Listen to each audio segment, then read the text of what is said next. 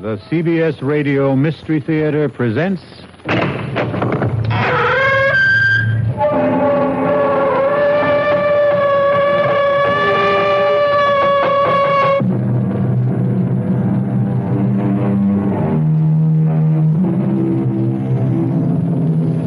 Come in. Welcome. I'm E.G. Marshall. Welcome to the sound of suspense. Welcome to the fear you can hear. But mostly to the world of terrifying imagination. In the next 52 minutes, you'll hear a story about a girl with a most unusual talent. A talent for finding lost dolls or dead bodies. You may not be glad you met Iris Lloyd, but we don't think you'll forget her. Aunt Faith! Aunt Faith! I'm here! Come and find me! Where are you? Oh, my poor darling! Where are you? Help me! Help me! It's so dark, and I'm afraid.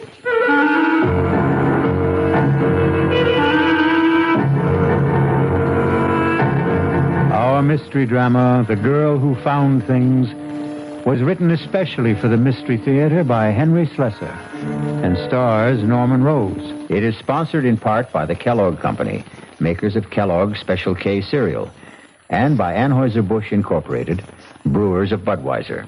I'll be back shortly with Act One.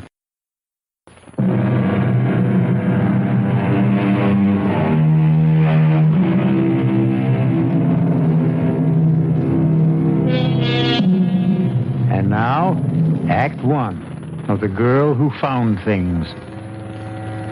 It begins serenely enough in the pleasant little town of Medvale, but with a woman who is preparing to leave it just as soon as her taxi arrives. Come in, Lucas. The door is open. Oh, for heaven's sakes, that man's dead. Oh, evening, Miss Wheeler.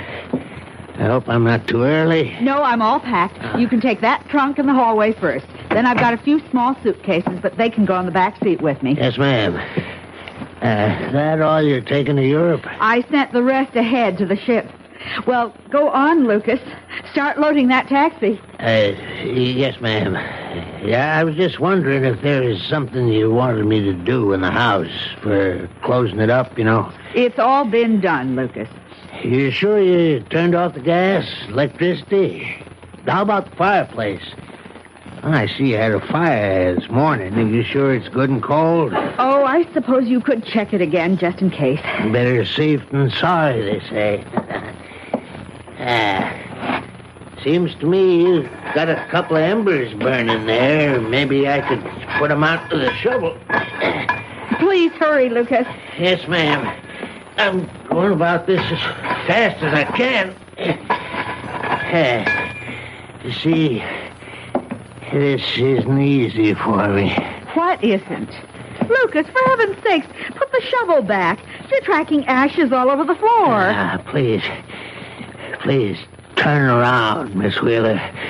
Don't look at me. Lucas, are you crazy? I can't do this if you're looking at me. Lucas, put that down! I'm sorry, Miss Wheeler.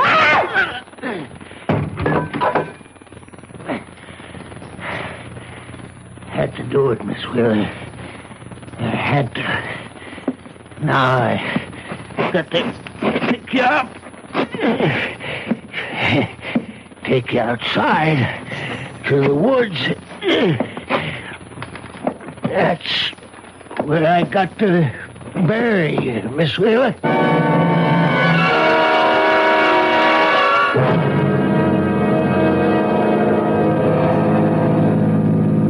How much farther, David? We've been driving for hours. Almost there, darling. Just relax. Tell me more about your Aunt Faith.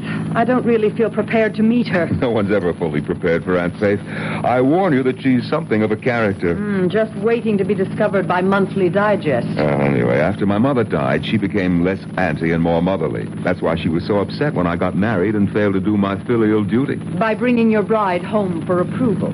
Something like that. I suppose she's going to resent me for being 2 years too late. Well, take my word for it. She'll be crazy about you. But remember what I said. She's an old gypsy.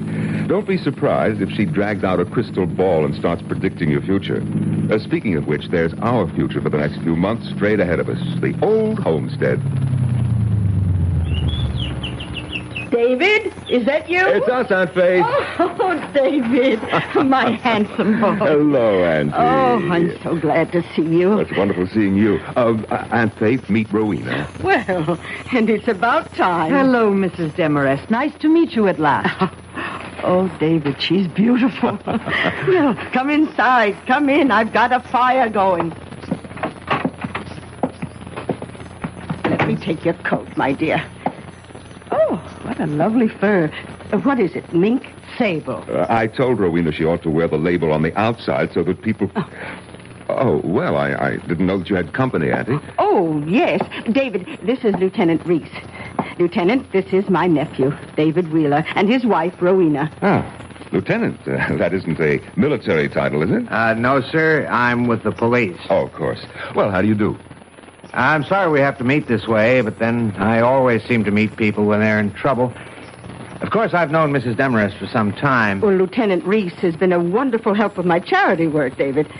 And he's been such a comfort since this awful thing happened. Yes. Oh, well, it's been years since I was in this room. I'd appreciate it if you and I could have a word alone. Oh? Oh, Rowena, I'll tell you what. Why don't you and I go upstairs and I'll show you your room? Yes, that would be fine. I can even show you the room where David was born and his old nursery. Well, how long's it been since you left Medvale, Mr. Wheeler? Oh, maybe 10 years. I've been back here on visits, of course. Once when my father died 4 years ago. As you know, our family business is down south. Yes, I know. You and your sister... My half-sister. Yes, you and your half-sister, Geraldine. You were the only proprietors of the mill, weren't you? That's right. But you did most of the managing, I gather. When your parents died, Miss Wheeler kept the estate and you went to Virginia to manage the mill. That's how it was, right? That's how it was. Successfully, would you say? Lieutenant, I'm going to save you a great deal of time. Geraldine and I didn't get along. We saw as little of each other as we both could arrange, and that was very little. Thank you for being frank. I can even guess your next question, Lieutenant. You'd like to know when I saw Geraldine last. When did you? 3 months ago in Virginia, on her semi-annual visit to the mill. But you were in Medvale after that, weren't you? Well, yes, I came up to see Geraldine in March on a business matter. As my aunt may have told you, Geraldine refused to see me. What sort of business matter was it? I wanted Geraldine to approve a bank loan I wished to make to purchase new equipment. She was against it, wouldn't even discuss it. So I went home. And you never saw her again? Never. And in case you're wondering, Lieutenant, I have no idea where she is.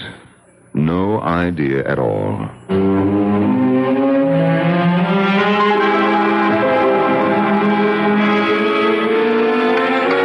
Sure you don't want some tea, Rowena? No, thank you, Aunt Faith. I'll stick to scotch. Oh, have some tea, darling. Auntie wants to read your future in the leaves. Oh, I wish I could read the future. Or rather, the past. You're thinking about Geraldine. I simply can't understand what became of her, David. She was all set for that trip to Europe. Some of her bags were already on the ship. You remember Lucas, the taxi driver? Oh, yes, of course. Well, he came out here to pick her up, take her to the station, but she wasn't here. She wasn't anywhere. Well, I suppose the police checked all the usual sources. Hospital, morgues, everywhere. Lieutenant Reese said anything could have happened to her. She might have been robbed and murdered. She might have lost her memory. She might even have... Well, this I'd never believe, but Lieutenant Reese said she might have disappeared deliberately with some man. I know what happened to her. Do you? She just left. She just walked out of this big, gloomy house and this crawly little town. She was sick of living alone. David, I have an idea. about how we can find Geraldine. Really? I'm going to ask Iris Lloyd where Geraldine is. Ask who? Iris Lloyd. Now, don't tell me you've never heard of the child. Well, there was a story in the papers about her only 2 months ago, and heaven knows I've mentioned her in my letters a dozen times. I remember. She's the one who's psychic or something. Some sort of orphan? Yes, Iris is a ward of the state, a resident at the Medvale Home for Girls. I've been vice chairman of the place for donkey's years. That's how I know her. Well, she's 16, David, and absolutely uncanny. And what makes her such a phenomenon? She's a seer, David. A genuine clairvoyant. Oh, not a medium at 16. Oh, no. I suppose you could call her a finder. She seems to have the ability to find things that are lost. People, too. How does she do it? I'm not sure Iris knows herself. The gift hasn't made the poor child happy. Such talents rarely do. You know, one day, the home had a picnic at Crompton Lake. They discovered an 8-year-old named Dorothea was missing. They couldn't find her until Iris Lloyd began screaming. Screaming? These insights cause a great pain. But she was able to describe the place where Dorothea could be found, where the girl had sprained her ankle. Oh, you're right, Andy, darling. I don't agree with you. Let's just leave the search to the police. David, I've arranged with the home for Iris to spend some time with us. Are you serious? You invited that girl here? Well, she has to become acquainted with Geraldine's aura. Don't you see? The aura that's still in this house. Well, I won't have it. I'm sorry, Andy, but the whole thing's ridiculous. Oh, I knew you would object, David, but I'm afraid I have to insist.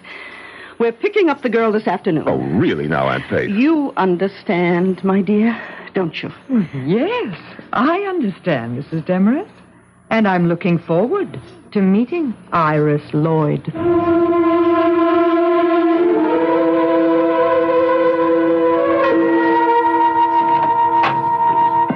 Please come in, Mrs. Demarest. I suppose this is the nephew you told me about. Yes, sister. This is Mr. David Wheeler. David, this is Sister Clotilde, who runs the home. How do you do, sister? How do you do?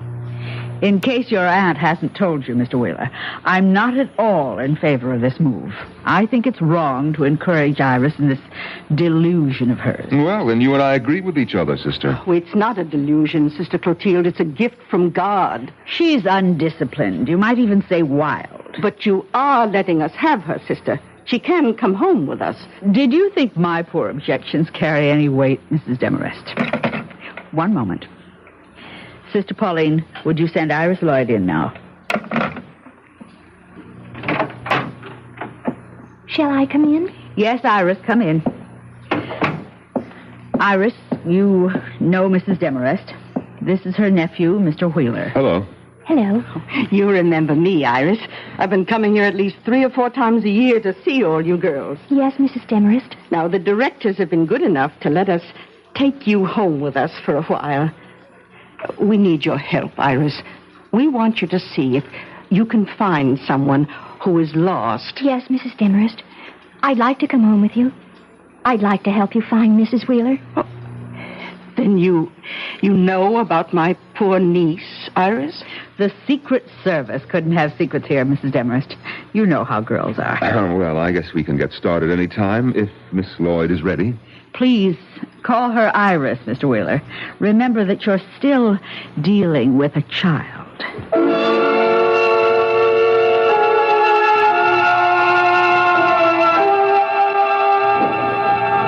Iris, I hope you'll enjoy staying with us. I have a lovely room for you. I'm sure you'll like it. You know what I'd really like? What's that? A cigarette. Why, Iris. Don't tell me you smoke, Iris. Only when I can get away with it. Well, you're not getting away with it now, for heaven's sake. Oh, never mind, never mind.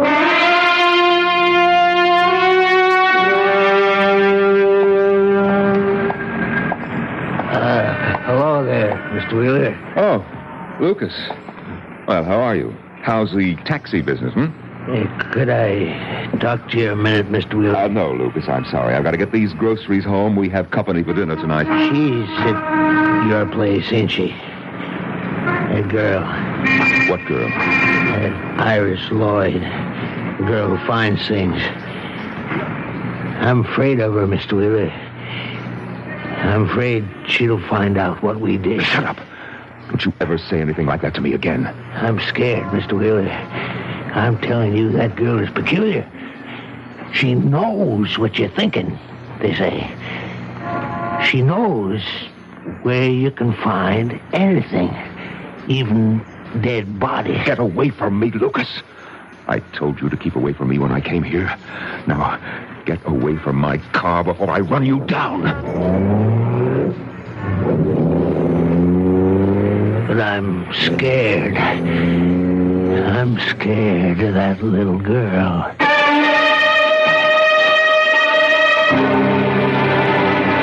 Lucas, the taxi driver, Lucas, the murderer, is scared. But David Wheeler seems to be frightened, too. And maybe we'll learn if the fright is justified when we return shortly with Act 2.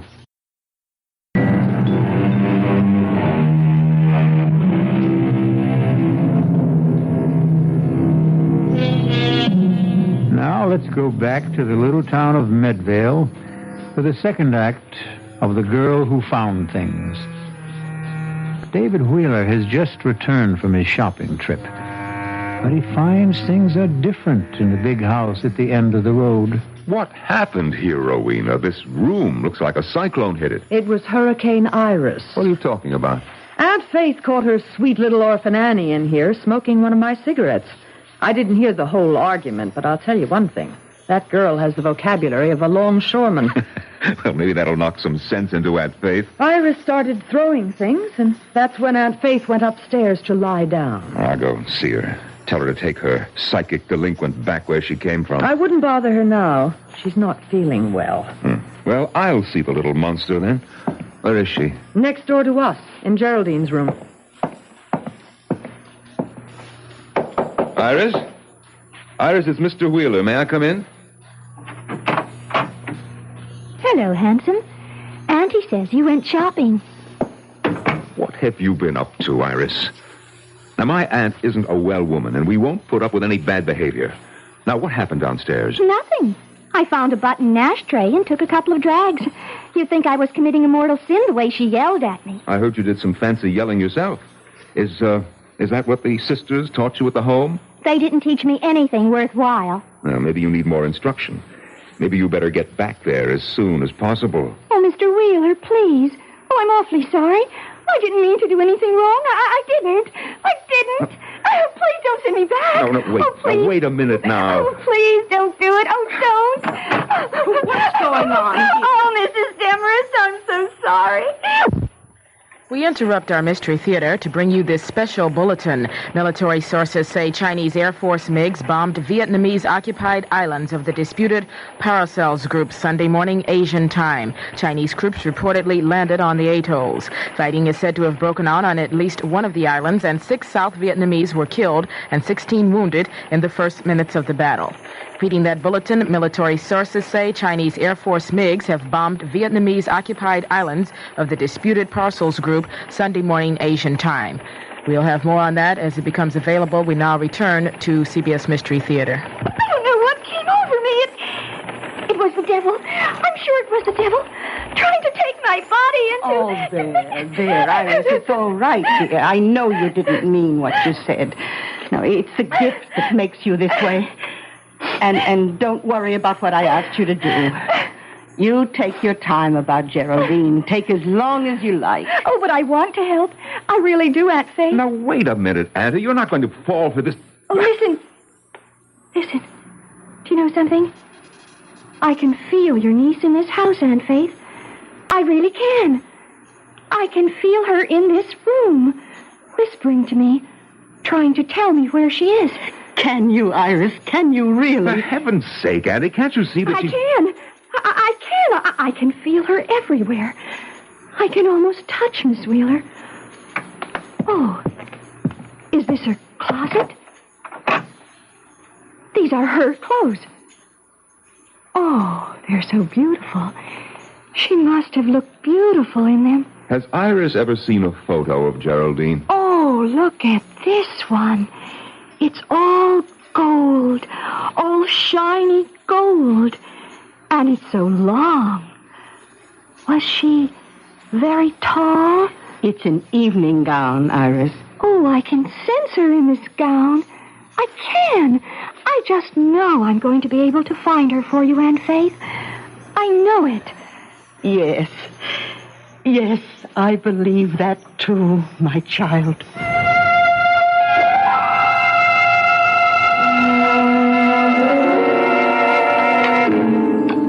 Won't you have some more of the beef, Rowena? No, thank you. And we'd better save some for Iris.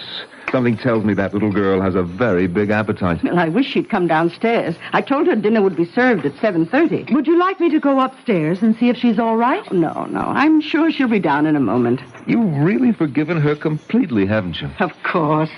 Oh, you don't understand psychic personality, David.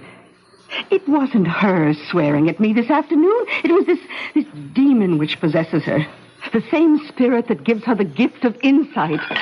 David, your fork.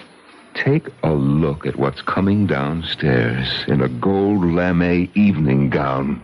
For heaven's sake. Hello, everyone. Iris, whatever are you wearing? You go upstairs and get that dress off.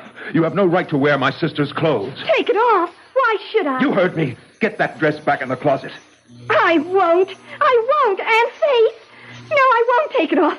You know what I told you? I have to wear your niece's clothes so I can feel her aura. You're going to feel my foot in about 5 seconds if you don't go upstairs. Now everybody in this house hates me. Iris, don't. No, please don't cry. Oh, David, you shouldn't talk that way to the poor girl. I won't stay here. I won't help you find your niece, that's all. You can't do anything of the kind, and you know it. Iris, listen to me. Yes. Iris, you remember those things you did at the home? The way you found things for Sister Therese? Yes. Do you think you could do something like that again, right now for us? I don't know. I could try. Would you let her try, David? I don't know what you mean. Now, I want you to hide something or name some object you've lost or misplaced, perhaps somewhere in this house. This is silly. It's a parlor game. The least you can do is try it. Oh, all right. How do we play this game of hide and seek? David, what about the cat? The cat? You remember, you once told me about a wool kitten you used to have as a child. You said you lost it somewhere in the house when you were 5, and you were so unhappy about it you wouldn't eat for days. Well, that's 30 years ago, Rowena. All the better, David. Iris, do you think you could find it? Could you find David's cloth kitten? Oh, I'm not sure. I'm never sure. Just try, Iris. We won't blame you if you fail. It might have been thrown out ages ago, but try anyway. All right. I will. But you'll have to shut off the lights. And then what? Burn incense and chant? David, please, turn off the room I'll light. do it. There, Iris. The room is dark enough, isn't it? Yes. It's dark enough when I close my eyes. What's she doing? Breathing, obviously. I think she's going into a trance. It's so hard to know if she's faking or not, isn't it? Not for me, darling. She isn't, David. I know she isn't. She's in a genuine trance. Listen. Hot. Oh, it's so hot. She's sweating. So hot. She isn't faking that, David. Oh, so hot back here. Oh, please. Oh, please. Kitty is hot. Hot Kitty is hot. Kitty, she could be talking about the wool cat. Well, what if she is? Oh, please, somebody. Help Kitty. Help her. Please help Kitty. Dear heavens, the girl is in pain. It's an act, I tell you. Hot. Behind the stove. So hot. Kitty, so hot. Behind the stove, is that what she said? Iris, darling, are you all right? David, turn on the lights quickly. Auntie, it was all gibberish. Rowena, it's just nonsense. You're so stubborn, David.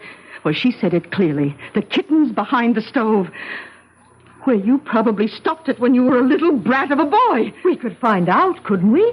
Is the same stove still in the kitchen? I suppose so. There's a microwave oven, too, but they've never moved the old iron monster. Let's look, David, please. I can't feel anything behind here. Well, try the other side, David. No, this is ridiculous. Look, my hands are getting filthy. Here, use this ladle. But it's no use, Rowena. It simply can't. It can't. David, what is it? Did you touch something? Huh?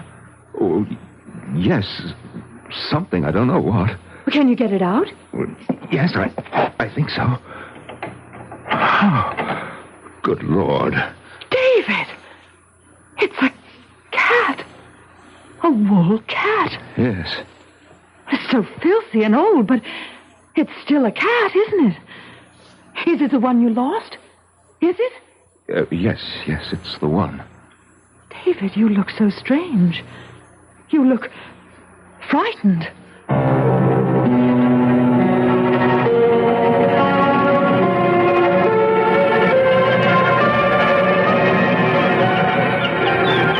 What are you doing here? Iris, having a picnic all by yourself? I just thought I'd lie on the grass for a while. What are you doing with the daisy? Loves me? Loves me not? Want to finish it off for me, Uncle David? Cut out the Uncle David stuff. I'll finish it for you then. She loves me. She loves me not. She loves me. She loves me not. Too bad, Uncle David. She just doesn't love you. Who? Your wife, of course. Who else? Bye now. Iris, wait. Yes? Look, I want to talk to you a minute. Really? Iris, what's the story with you? You've been here over a week and you haven't done anything about... Well, you know what? This is just a great big picnic for you, isn't it? What if it is? You think I want to go back to the creepy home? It's better here. No uniforms, no 6 a.m. prayers, none of that junk they call food. Also, I like the company. I suppose I should say thank you. There's nothing you can say I don't know already. I'm psychic, remember?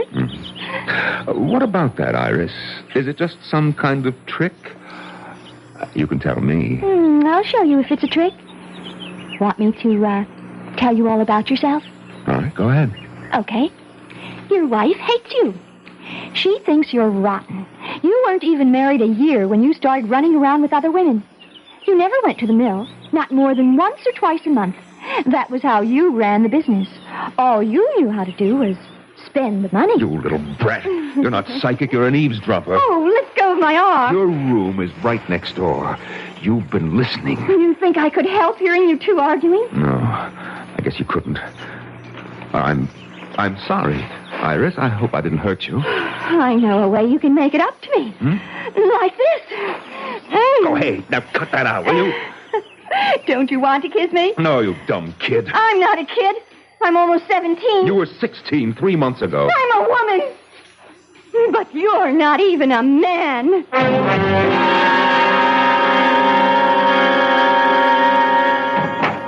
David? Yes, Auntie, it's me. Oh, did you call for a taxi? A taxi?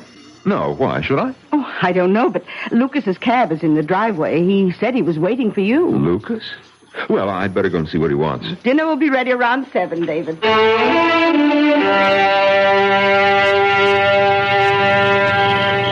All right, Lucas. What are you doing here? I had to talk to you, Mr. Wheeler. I wanted you to know how it went. I did what you told me, exactly like I said. I hit her clean. She didn't hurt a bit. No blood. All right. I don't want to hear about it anymore, Lucas. I'm satisfied. And you should be, too. You got your money. Now forget about it. I picked up Miss Wheeler and I took her out in the woods as far as I could. I dug deep, Mr. Wheeler. I did a good job. I smoothed it over and spread them leaves so as nobody would guess it was there. Nobody except... Oh, so it's that girl you're still worried about. I heard awful funny things about her, Mr. Wheeler. About her finding things. Finding that little girl that fell near Crumpton Lake. Maybe she can see right into your sister's grave. Iris Lloyd won't find her. Nobody will. But she's right behind the house, Mr. Wheeler. She's so close. Right in the woods. You've got to forget it, Lucas. Like it never happened. My sister's disappeared, and she's not coming back.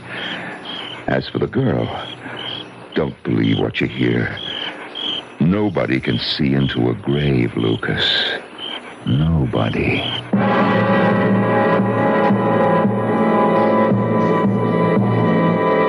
Is David Wheeler really as convinced as he sounds? Or can Lucas detect the doubt in his voice and the fear in his eyes?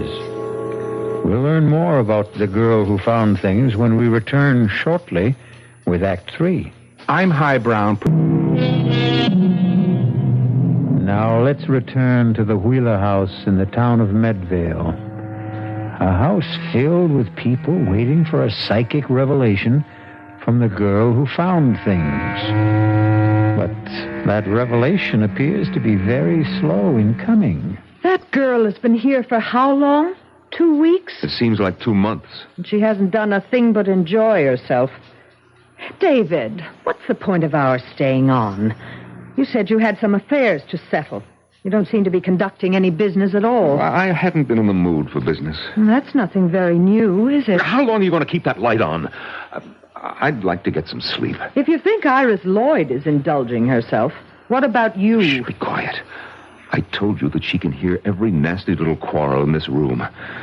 That's why I asked for a truce. Well, she doesn't have to eavesdrop, does she? Can't she read minds? Well, she's not the only clairvoyant around here. I can read her mind, too. Well, she's a child, for heaven's sake. She's in love with you. Of course, there's a minor obstruction in her plans, a small matter of your wife. But then I've never been much of a hindrance to your romances, have I? I thought you agreed to that truce. You are a pacifist, David. That's part of your charm. That's why you came up here in March, wasn't it?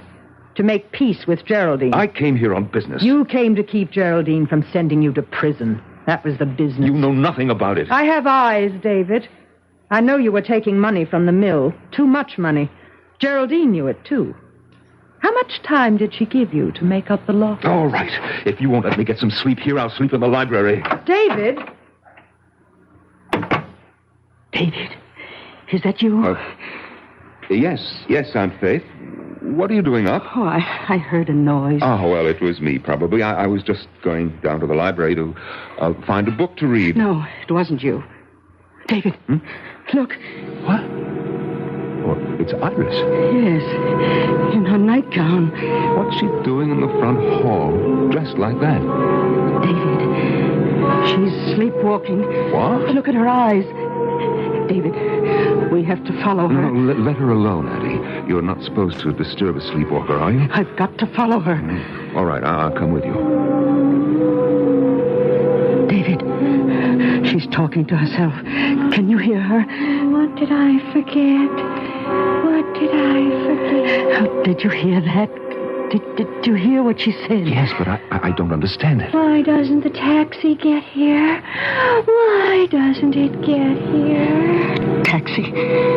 She said something about a taxi, David. Yes, I heard her. Oh, we have to be going to the station. I'm so nervous. I'm always so nervous when I go on a trip. Please get my luggage. My luggage. Oh, dear God, David. She's in a trance. She's talking away. What did I forget? Gas, electricity, telephone. The fireplace. Is the fireplace cold? Oh, no! Not the fireplace! Not the fireplace! What does she mean? I don't know, but... Auntie, I think this is wrong. I think we should get her back to bed. No. Don't touch her, David. Don't. Look. She's heading for the back of the house. Come on. Yes, we've got to follow her. I think she means to go outside. We can't let her do that. Maybe it's important. Maybe it's something to do with Geraldine. Oh, don't be insane. She's just sleepwalking. That's all it is. Iris, wake up. David, don't. You mustn't. You want that girl to catch pneumonia? Iris. No! Iris. Don't hit me! Don't! Please, Iris. put it down. Iris, Don't. wake up. Don't! David, what have you done? You're not supposed to wake a sleepwalker. Everybody knows that. Let me go! Stop it. Help somebody! Stop it. Help me! Iris! Help me. Iris, it's only me, Iris. He's trying to kill me! He wants to kill me! Oh, no, darling. It's all right. It's only us. Wake up, I said, wake up. Oh, you poor child. You poor baby. Oh, David, that was a cruel thing to do. Oh, Aunt Faye. Yes. Iris, I'm here. Oh, are you all right? Oh, yes. Yes, I'm all right now. Oh, I was so frightened for you, dear. Yes, but I'm all right. I think that I'm ready. Ready? What do you mean, dear? I think I can do it now. I think I might be able to tell you. You mean where Geraldine is? Yes, I think I can. Oh, David, we've got to call Lieutenant Reese. Reese? At this hour? I told him I would call him whenever Iris thought she knew something. I promised him I'd call. But it's almost midnight, Auntie. He'll come. I know he will. I'll telephone him myself. You take Iris to her room. Yes, all right. Come on, Iris. Yes, Uncle David.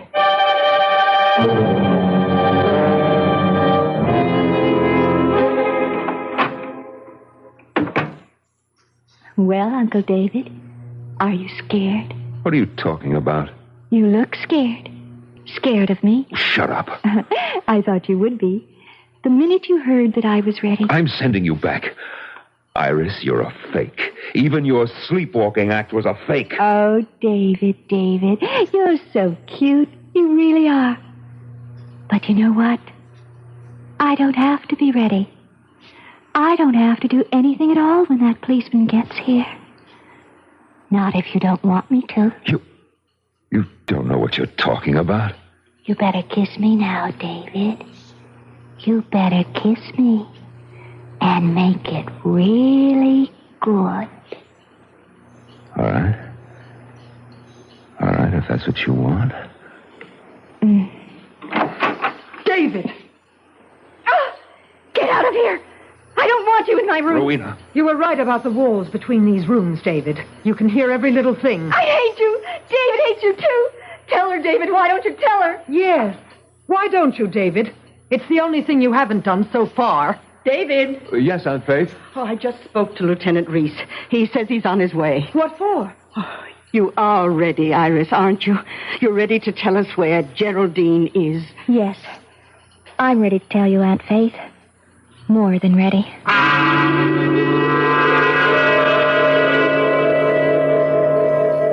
Are you sure she's all right, Mrs. Demarest? She looks awfully pale to me. Iris always looks that way when she enters the trance. It's a fraud, Lieutenant. The whole thing is a fraud. You mustn't be taken in. Well, I'm just trying to keep an open mind, Mr. Wheeler. Oh, it's starting. I think she's going to say something. Oh, no. Iris, look, you've got to stop this. That girl is working herself into some kind of fit. It's all her own doing, isn't it? Well, maybe Mr. Wheeler's right. The girl might do herself some harm. No, you must wait. Listen. Aunt Faith! Oh, my God. Aunt Faith, I'm here. I'm here, Aunt Faith. Come and find me. Oh, help me. It's so dark. Oh, won't somebody help me? Oh. It's Geraldine. Oh, dear Lord, it's her. Oh, where are you? Oh, Geraldine, my poor darling. Where are you? Oh, help me. It's so dark. And I'm afraid. Where, Geraldine, where? Tell us where you are. Someplace far away, a place with ships. The sun is shining. I saw hills and green trees. There are bells ringing in the street. She's out of her head completely. A place with ships, bells ringing in the streets. I see water, a bridge, trolley cars in the street, going up and down the hills. San Francisco. I'm sure she means San Francisco. Yes, it sounds like it. Iris, do you mean San Francisco? Is that where Geraldine is? Yes, that's where she is. Well, who knows? It's as good a guess as I've heard. Has Miss Wheeler ever been in San Francisco before? Never. Why would she go there? David? I really wouldn't know. But if that's where Iris says she is, I guess the spirits know what they're talking about. She's waking up. I want to go home. Oh, please, somebody take me home. To Sister Clotilda.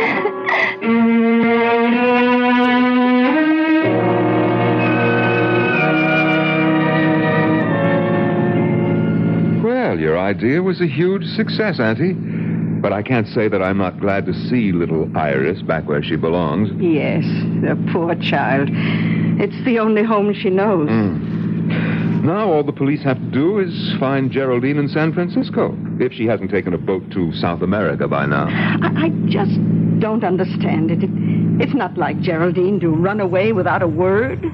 Well, here we are, home again. Aren't you coming in, David? Oh, not just yet. I thought I'd go into town and pick up some champagne. I thought we'd celebrate a bit tonight.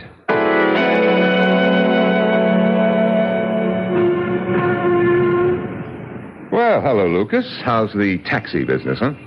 Could be better. You got any news for me, Mr. Wheeler? Oh, yes, Lucas. I've got good news. It's all over. Iris Lloyd is back at the Medvale School for Girls. And she didn't know. She couldn't find out where that woman was. She didn't know, Lucas, just as I promised. Oh, I did the right thing. I knew it was the right thing, Mr. Wheeler, but I didn't want to tell you. Right thing? What do you mean? Well, I figured that girl could tell if the body was buried right outside the house, but she'd never find it if it was someplace else, someplace far away. Lucas, what are you talking about? I went out into the woods last week and dug up that woman's body. I put it in that trunk of hers, Mr. Wheeler, and I sent it by train far away as I could. Too far away for that girl. Yes, sir. Excuse me, Mr. Wheeler. What? Lieutenant Reese. I wonder if we could have a talk, Mr. Wheeler? About what? We've received a telegram from the West Coast. The police out there didn't have any luck tracing your sister, but they did have a report on a steamer trunk. A trunk? It was in unclaimed baggage at the Southern Pacific Depot. It was shipped from Medvale only last week, and, well, it had Miss Wheeler's initials on it. No, it had more than that. So, can we go somewhere and talk about San Francisco?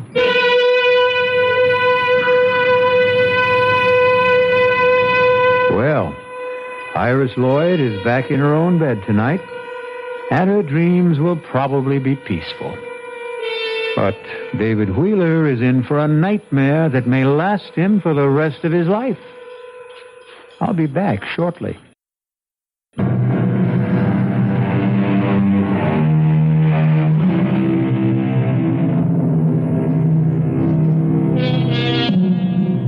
Do you think you have clairvoyant powers? Have you ever had the experience of finding something that everyone else thought was lost? Actually, you've done exactly that. You found the magical world of radio drama. And now that you've made this find, we hope you'll come back for more suspenseful dramas to play inside the theater of your mind. Our cast included Norman Rose, Bryna Rayburn, Robert Dryden, Martha Greenhouse, Barbara Caruso, and Ann Costello. The entire production was under the direction of Hyman Brown. Now, a preview of our next tale. All right, Mr. Thompson, I'm a human being, too, and I guess if I got a letter telling me that I was rich, I wouldn't go into mourning. I'd probably go out and celebrate. That's why I wanted to see you, to suggest arranging that happy event without the slightest trouble on your part, without any obligation until you're completely satisfied. Now, in a short time, you'll receive another letter from Johannesburg informing you of the sad news that your cousin, Mr. Well, I still won't reveal his name. Let him remain anonymous. That'll make your decision a great deal easier, I'm sure. What decision? The decision to inherit his estate. This is E.G. Marshall inviting you to return to our Mystery Theater for another adventure in the macabre. Until next time, pleasant dreams.